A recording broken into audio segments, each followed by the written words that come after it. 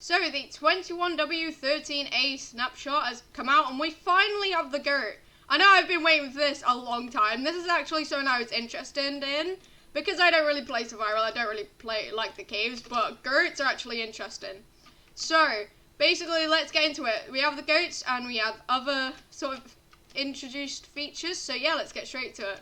So obviously this is the goat. Now they can jump really high. As you saw there, the goat actually jumped really high. And some other things that the goat can do, if you lure it with wheat, as you can see, it'll follow you just like cows do, and just like cows as well, you can get milk from a bucket. Just to prove this, as you can see, I can get milk from the bucket.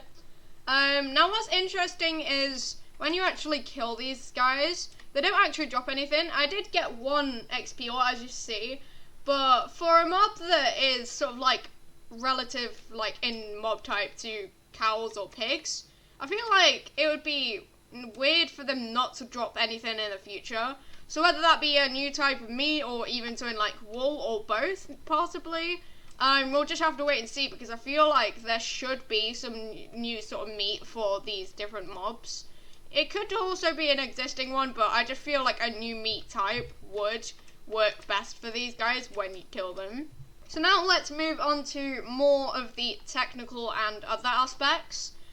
So for example, we have a new Mojang Studios loading screen. Now this is an optional one for people, I'm guessing, with color blindness, or just someone who needs a solid black background color, or with a monochrome logo. So it's an option in the settings. It's not something that's just going to be introduced altogether for everyone.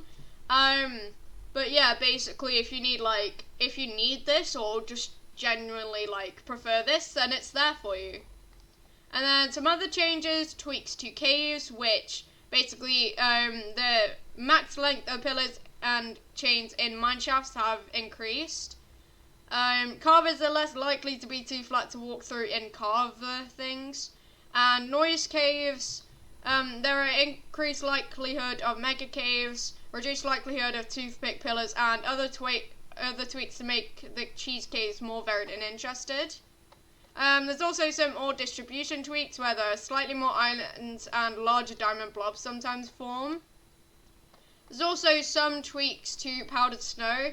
Powdered snow's durability hardness was slightly increased. Freeze time has decreased to 7 seconds and hurt frequency has decreased to 2 seconds. Entities on fire now melt powder snow when colliding.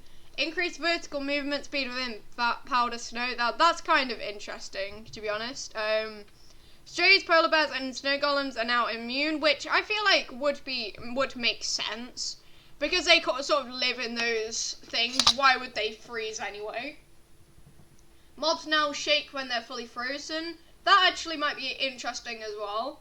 Skeletons converted to strays now only require the 7 seconds it takes for an entity to be fully frozen to begin converting.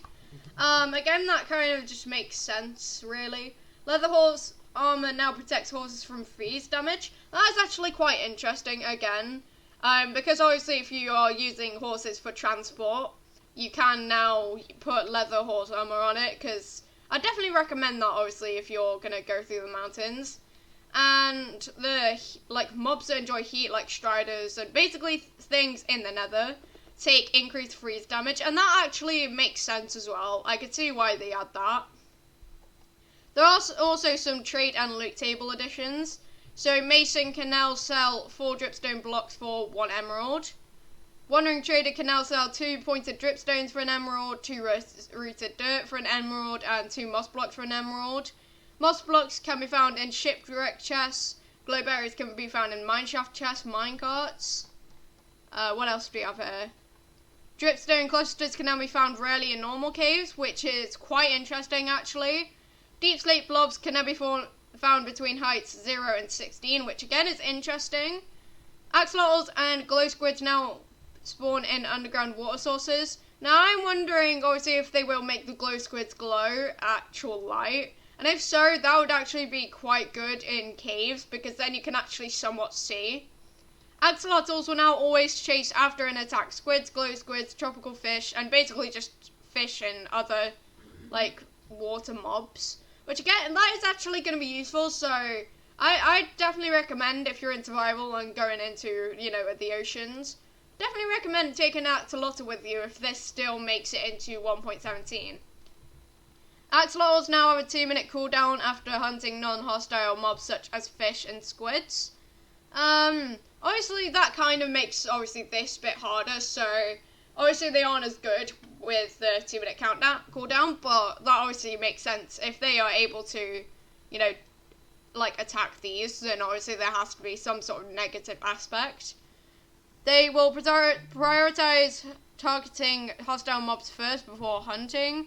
Bees now see flowering azalea, so basically they're trees with flowers as actual flowers, which is, again, like, quite interesting, but then again, they do look like trees, and I feel like they should be treated more as trees than flowers, really, because obviously, yes, they do have flowers, but in essence, they are trees, so it doesn't make too much sense, and obviously, again, just a wandering trader and chest loots.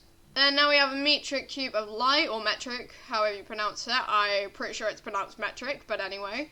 That's now added, not sure. And then they just they just removed unused parts occurred. But never mind, no. And also, unused parts of codes are no longer removed. Again, don't really know. And then just some light blocks like slash give air like waterloggable block. And you can actually now get, so in the, like, emits light, but you can't really see it that well. So, slash give Bright Lily Whitey, or whatever your play name is, Minecraft colon light. And now we have, this actually looks interesting. Oh my, okay, I would definitely make some improvements to that. That just doesn't, but yeah, obviously it's like the air or barrier blocks where you can only see it really if you highlight it. But yeah, that is actually kind of interesting, although I feel like it would be cool if they were, you know, either animated or, you know, actually look more 3D, or both. Both could be really good additions. And then finally we just have a few a few bug fixes. I'm not going to go through them because there are a lot, but yeah, you guys can read that yourself if you want, but yeah. So, thanks for watching, and I'll see you all in the next video. Bye!